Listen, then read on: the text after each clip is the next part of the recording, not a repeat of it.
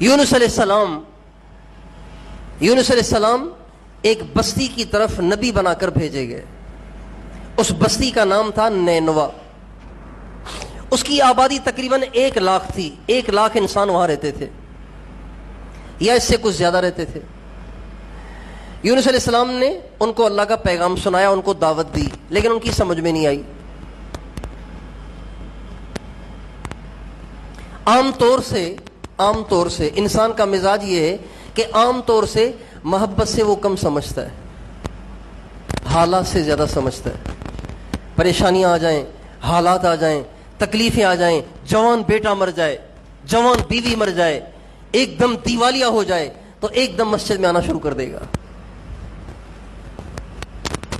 اور تبلیغ والے سمجھا کے اپنی زندگیاں کھپا دیں, کہتے ہیں انشاءاللہ ارادہ ہے, سدھرنے کا بھی ارادہ ہے, نیت نہیں ہے, ارادہ ہے. لیکن حالات آتے ہیں تو زندگی بھر مسجدوں سے دور رہنے والے پہلی صف میں نظر آتے ہیں. انسان کا مزاج ہی کچھ ایسا ہے. یونس علیہ السلام نے بہت سمجھایا, ان کو سمجھ میں نہ آئی. یونس علیہ السلام کو علامات سے پتہ چل گیا کہ اب ان پہ اللہ کا عذاب آنے والا ہے. یونس علیہ السلام نے کہا اللہ کا عذاب آئے گا نا تو خود ہی سیدھے ہو جاؤ گے. یہ کہہ کے یونس علیہ السلام نے سوچا عذاب تو اب آ جائے گا, تو میں بیٹھ کے کیا کروں گا یہاں پہ. چنانچہ وہ وہاں سے نکلے اور چلے گئے دریا کے سمندر کے کنارے, کشتی میں بیٹھ کے کہیں اور ہجرت کر کے جانے لگے. یونس علیہ السلام سے مسٹیک یہ ہوئی, غلطی یہ ہوئی کہ اللہ سے پوچھا نہیں, اللہ پاک کے حکم کا انتظار نہیں کیا, اپنی مرضی سے وہاں سے نکل پڑے. اللہ پاک کا حکم ہوتا کہ اے یونس ابھی عذاب قریب ہے, اب آپ یہاں سے نکل جائیں. جیسے اللہ تعالیٰ نے جب نوح علیہ السلام کی قوم کو برباد کرنا چاہا, ان کو ڈبونا چاہا, ان کو غرق کرنا چاہا, تو نوح علیہ السلام سے فرمایا آپ بھی کشتی میں بیٹھ جائیں, آپ کے ماننے والے بھی کشتی میں بیٹھ جائیں, آپ لوگ چلے جائیں, ان سب کو ہم نے ڈبونا ہے. انہم مغرقون, ان سب کو ہم نے ڈبونا ہے. تو یہ چاہیے تھا کہ یونس علیہ السلام انتظار کرتے, اللہ پاک حکم کرتے, اس کے بعد پھر وہ وہاں سے نکل جاتے. یونس علیہ السلام نے انتظار نہیں کیا, بیٹھ گئے کشتی میں. کشتی میں جب بیٹھے اور کشتی چلتے چلتے پہنچی دریا کے بیچ میں, تو ایک دم آندھی نے گھیر لیا کشتی کو. اب کشتی ڈوبنے لگی ہے, کشتی ڈوبنے لگی ہے. ساری کشتی پریشان کہ بھئی کیا ہوگا کیا ہوگا کیا ہوگا.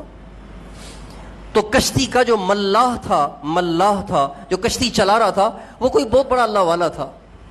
اس نے کہا بھئی بات یہ ہے کہ ہماری کشتی میں کوئی غلام ہے جو آقا سے بھاگ کے آ گیا ہے.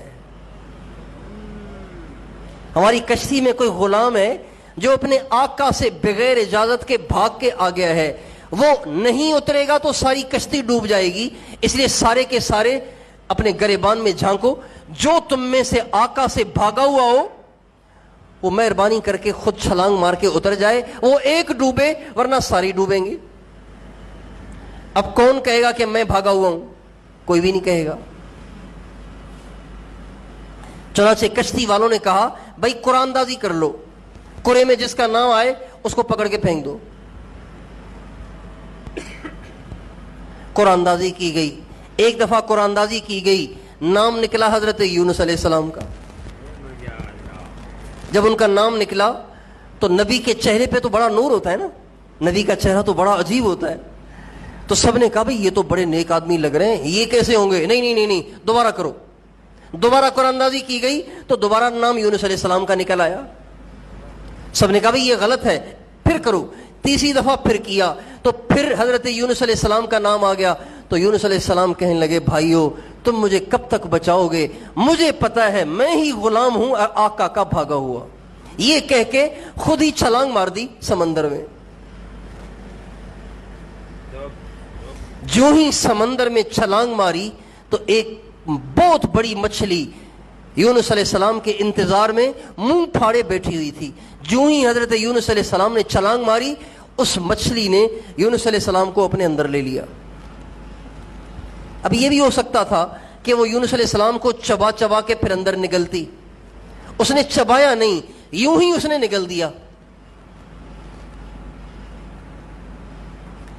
اب یونس علیہ السلام مچھلی کے پیٹ میں چلے گئے, اور آپ کو پتا ہے کہ مچھلی کے اندر کتنی گرمی ہوتی ہے.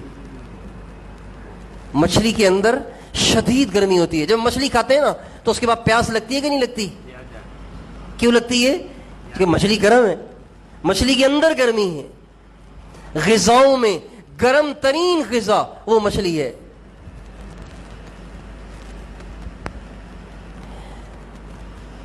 یعنی اس کے پیٹ میں اتنا ہیٹ اپ ہوتا ہے, اتنی گرمی ہوتی ہے, اتنی حرارت ہوتی ہے کہ انسان تو اس میں رہ ہی نہیں سکتا, اتنی گرمی ہوتی ہے. اور یہی گرمی ہے جس کی وجہ سے وہ پانی میں زندگی گزار لیتی ہے. اگر وہ ٹھنڈی ہو اور پانی بھی ٹھنڈا ہو تو وہ تو گل جائے گی. اللہ نے اس کو گرم رکھا ہے تاکہ وہ پانی میں جی سکے. اب جب مچھلی کے پیٹ میں چلے گئے, اندر کتنی شدید گرمی, تو اس گرمی سے حضرت یونس علیہ السلام گلنا شروع ہو گئے, گلنا شروع ہو گئے, کپڑے گل گئے, جسم بھی بالکل پلپلا جیسے ہو گئی, جیسے پلپلی چیز ہو جاتی ہے نا, آم کافی دن رکھے رہیں نہ کھائے جائیں تو وہ پلپلے ہو جاتے ہیں. جسم بالکل نرم ہو گیا, ملائم ہو گیا, کپڑے سارے گل گئے, ختم ہو گئے. یونس علیہ السلام اندھیرے میں, سمندر کا اندھیرا, رات کا اندھیرا, مچھلی کے پیٹ کا اندھیرا.